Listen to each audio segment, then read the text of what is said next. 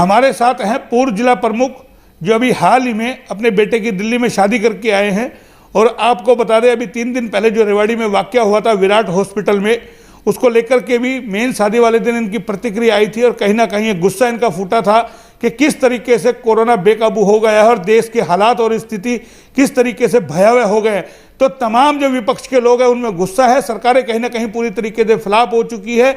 एक बार बात करेंगे क्या कुछ इनका कहना है, क्या इनके पास कोई विजन है, कोई राय है सरकार के को देने के लिए, किस तरह की प्रतिक्रिया, क्योंकि अभी अपने बेटे की शादी करके आ चुके हैं, निश्चिंत हो गए, इसीलिए एक बार इनसे बात करना बनता है। क्योंकि जाहिर है अभी इनकी धर्मपत्नी उपमा देवी नगर निकाय के चेयरमैन पद के चुनाव लड़ के चुकी हैं। तो एक बार जानते हैं, बड़े बड़े वादे भी इन्होंने किए थे, दावे भी किए थे, लेकिन जिस तरीके से कोरोना की भयावह स्थिति हुई है, क्या कोई विजन है? क्योंकि जाहिर है पूर्व जिला प्रमुख ये रहे, इनके पास भी काफी सारे कार्यकर्ता है, किस तरीके का इनका कहना है? जनाब क्या कहेंगे जिस तरीके से भयावह स्थिति हुई है? और अभी हाल ही के अंदर आपने देखा होगा विराट हॉस्पिटल में जो स्थिति हुई, घटनाक्रम हुआ, बिना ऑक्सीजन के लोग मर गए, क्या कहेंगे उसको लेकर के? बहुत ही चिंताजनक स्थिति है, न केवल रेवाड़ी की, पूरे हरियाणा और पूरे देश की। और आज सरकार की नैतिक जिम्मेदारी बनती है कि अपने नागरिकों की किस तरह से रक्षा की जाए। जिस तरह से पिछली बार जब ये स्टार्टिंग हुई इस बीमारी की, कोविड-19 की, जिस तरह से लॉकडाउन किया गया जल्दबाजी में, आज उस लॉकडाउन की ज़रूरत है। और मेरा सरकार से ये कहना है कि या तो उस टाइम हम गलत थे या आज हम गलत हैं। जब कुल ही नाम मात्र के जिस टाइम पे मरीज थे या कोविड इन्फेक्टेड लोग थे, तब तो आपने लॉकडाउन किया। और आज जब हर घर में आपकी खुद की बता रहे कि अगर 100 टेस्ट हो रहे हैं तो उसमें 30-35 लोग आ रहे हैं। और इतनी विकराल स्थिति है रेवाड़ी की कि रात भर हम नहीं सो पाते।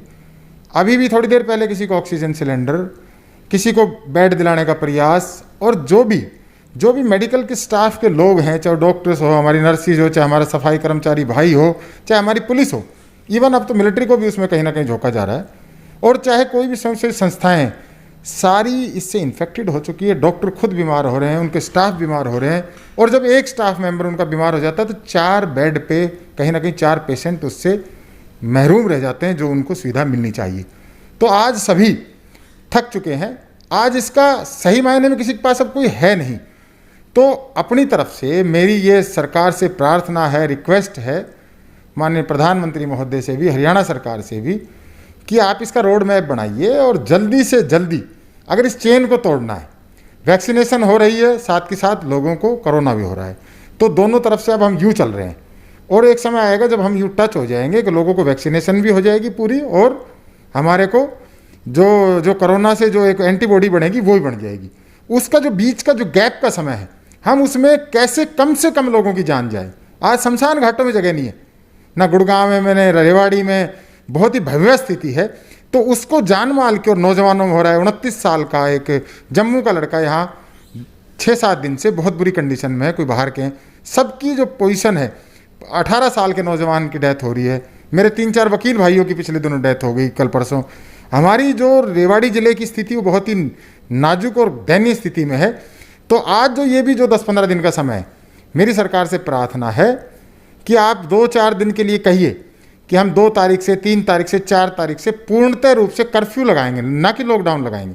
हम कर्फ्यू लगाएंगे। तो जो जहाँ जिसके पास जो साधन है, अगर वो वहाँ रहने में सक्षम है, जिस तरह से पिछली बार हुआ था कि एकदम लगा दिया तो लोग सड़कों पर मीलों पैदल चले, और छोटे छोटे बच्चे हमने रोते, बिलखते, तड़फते हुए सड़क पे देखे।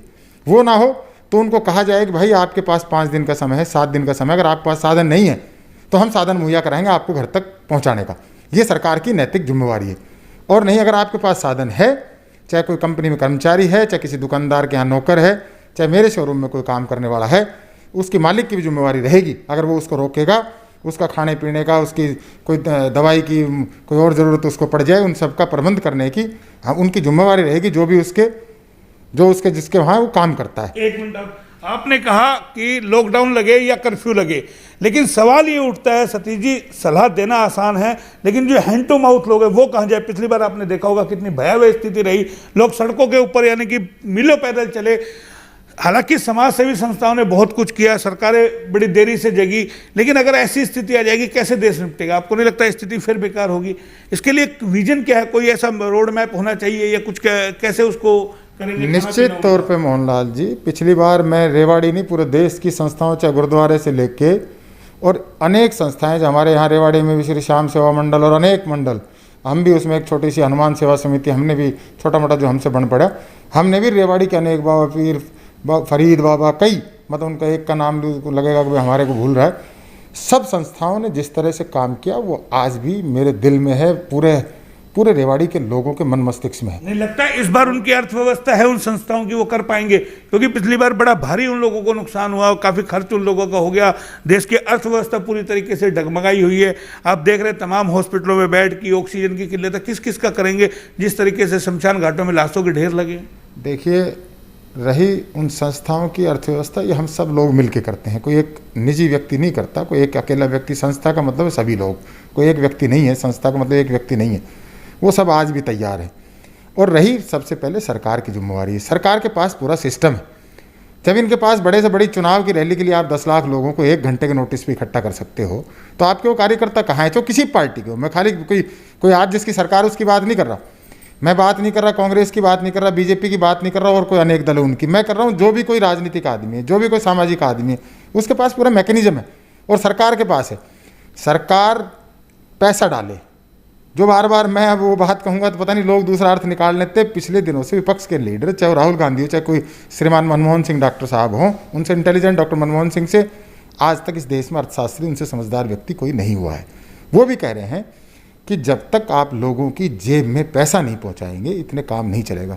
चाहे आप उनको राशन कार्ड के द्वारा उनको अनाज दीजिए, उनके जिनके जनधन आपने खाते खुलवा रखे उनमें पैसा डालिए, और जिनका नहीं भी है खाते, नहीं भी है राशन कार्ड, तो उनको आप चिन्हित करके उनके पास उनकी ज़रूरत की चीज़ें पहुंचाइए। और फिर भी अगर कोई सरकार से छूट वो रह जाएगी, कोई चूक हो जाएगी, तो उसके लिए सामाजिक संस्थाएं, हम पहले काम कर रहे थे, हम आज भी सरकार की मदद को तैयार बैठे कि हमारी अगर कोई जिम्मेवारी लगेगी तो हम अपनी जिम्मेवारी में कहीं भी पीछे किसी भी तरह से नहीं हटेंगे। आज ये एक दूसरे को कोसने का या किसी के ऊपर क्वेश्चन मार्क लगाने का समय नहीं है।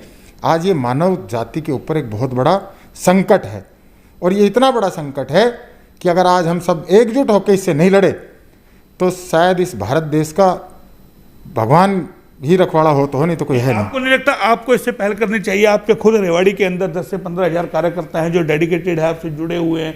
एक जिस तरीके से ऑक्सीजन की कमी है, बेड की कमी है, कोई नया प्लान रोड मैप तैयार करके अपने कार्यकर्ताओं से बात करके, वर्चुअल रैली करके, किसी तरीके से जानकारी करके आप शुरुआत करें कोई ऐसी?